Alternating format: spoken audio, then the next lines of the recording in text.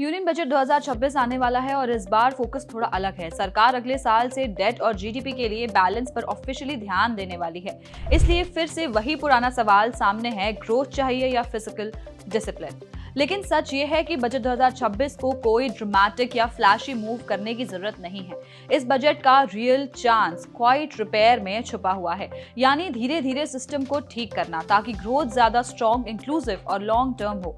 पिछले कुछ टाइम में सरकार ने जीएसटी रैशनलाइजेशन और इनकम टैक्स रिलीफ जैसे स्टेप्स लिए, जिससे लोगों का खर्च थोड़ा बढ़ा। ग्लोबल अनसर्टेनिटी के बीच ये डिमांड को सपोर्ट करता रहा, पर टैक्स रिलीफ से खर्चा बढ़ाना परमानेंट सॉल्यूशन नहीं है। लोग तभी ज्यादा स्पेंड कर पाएंगे जब उनकी इनकम स्टेबल और बढ़ती हुई हो। अगर इनकम बढ़ाने के लिए एक ही चीज सबसे जरूरी है तो वो है जॉब्स। लेकिन इंडिया के पास एक बड़ा डेमोग्राफिक एडवांटेज है। अभी लगभग 90 करोड़ वर्किंग एज पॉपुलेशन है, लेकिन प्रॉब्लम यह है कि इसका लगभग आधा हिस्सा अभी भी एग्रीकल्चर में है।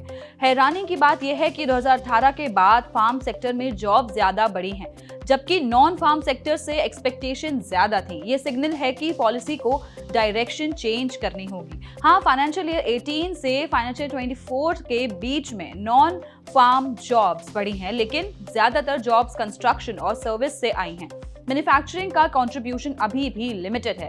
इंफ्रास्ट्रक्चर पुश की वजह से कंस्ट्रक्शन में लगभग 2 करोड़ नए जॉब्स आए हैं। ये एक सक्सेस है, पर वार्निंग भी। कंस्ट्रक्शन क्विक जॉब्स देता है, पर लॉन्ग टर्म स्टेबल और अच्छी सैलरी वाली जॉब्स के लिए मैन्युफैक्चरिंग को आगे आना होगा। मैन्युफैक्चरिंग में अभी भी पिक्चर मिक्स्ड है। ट्रेडिशनल सेक्टर जैसे टेक्सटाइल्स और फूड प्रोसेसिंग में ग्रोथ स्लो है, जबकि इलेक्ट्रॉनिक्स, ऑटो और फार्मा जैसे सेक्टर्स थोड़ा बेटर परफॉर्म कर रहे हैं। बजट 2026 यहाँ रोल प्ले कर सकता है, जॉब लिंक्ड इंसेंटिव्स को थोड़ा और प्रैक्टिकल बनाकर, ताकि कंपनी ज्यादा फॉर्मल जॉब्स क्रिएट करे। आपको बता दें, मैन्युफैक्चरिंग का बेस है एमएसएमईज। आज ये सेक्टर मैन्युफैक्चरिंग जॉब्स का लगभग आधा हिस्सा देता है और पिछले कुछ सालों में 30% नए नॉन फार्म जॉब्स यहीं से आए हैं। बजट 2026 इन्वेस्टमेंट इंसेंटिव्स के साथ साथ जॉब क्रिएशन को डायरेक्टली रिवॉर्ड कर सकता है। अगर नए जॉब्स पर टैक्स बेनिफिट मिले तो इनकम, कंजम्पशन और ग्रोथ का साइकिल खुद बन सकता है।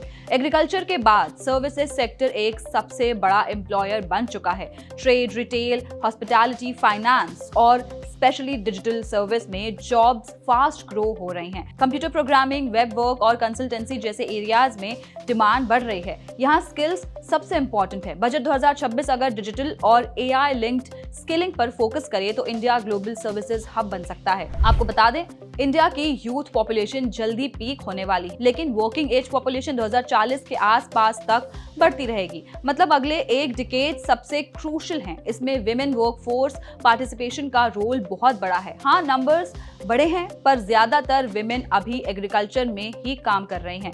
नॉन फार्म जॉब्स में उनकी पार्टिसिपेशन अभी भी कम है। अब जानते हैं बजट 2026 यहाँ हेल्प कर सकता है या नहीं। नॉन फार्म जॉब्स में विमेन हायरिंग पर इंसेंटिव्स, रूरल गर्ल्स के लिए STEM एजुकेशन यानी STEM education support, women lead businesses को इजी फाइनेंस। अगर ये बजट जॉब्स, MSMEs, मैन्युफैक्चरिंग और विमेन पार्टिसिपेशन पर क्वाइटली पर फोकस स्टेप्स लेता है तो इम्पैक्ट बहुत बड़ा होगा। ओवरऑल डेमोग्राफी को ग्रोथ में बदलने का चांस लिमिटेड टाइम के लिए है। अगर बजट 2026 इस मौके को सही तरह से यूज करता है तो इंडिया की ग्रोथ स्टोरी सिर्फ फास्ट नहीं, सस्टेनेबल भी बन सकती है।